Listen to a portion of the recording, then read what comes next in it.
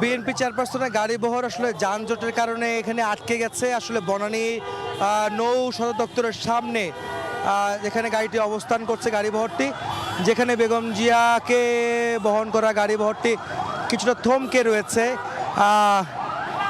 আমরা এখানে যা দেখছি যে অন্যান্য যানবাহনের কারণেও যানজট তৈরি হয়েছে, গাড়ি ঘরটি একদম সম্পূর্ণ আটকে গিয়েছে। এখান থেকে আসলে সামনে যানজট নিয়ন্ত্রণে ট্রাফিক পুলিশের দায়িত্ব আসলে তারা কীভাবে পালন করছে সেটি আসলে দেখার বিষয়।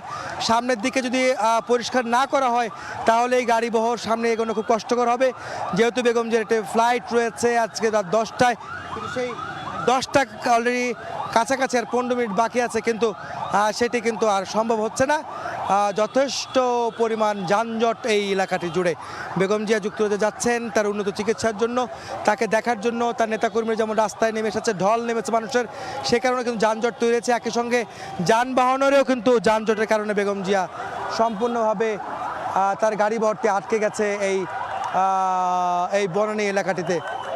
উন্নত চিকিৎসার জন্য দেশের বাইরেই তার ট্রিটমেন্ট হওয়া সম্ভব, দেশে সম্ভব নয়। সেই চাওয়া অনুযায়ী আজ তিনি যুক্তরাজ্যে যাচ্ছেন উন্নত চিকিৎসার জন্য, কিন্তু সেই যাওয়ার ক্ষেত্রে যেই বিড়ম্বনা বলা যায়, সুখের বিড়ম্বনাইটা বলা যায় বেগম জিয়ার জন্য। কেন তার নেতাকর্মীরা রাস্তায় অবস্থান নিয়ে তাকে এক নজর দেখার জন্য অবস্থান যখন করে, তখন যেমন যানজট তৈরি হয়, তার তেমন বিলম্ব হচ্ছে তার যাত্রা পথে, সেটিও কিন্তু একটু দেখার বিষয়।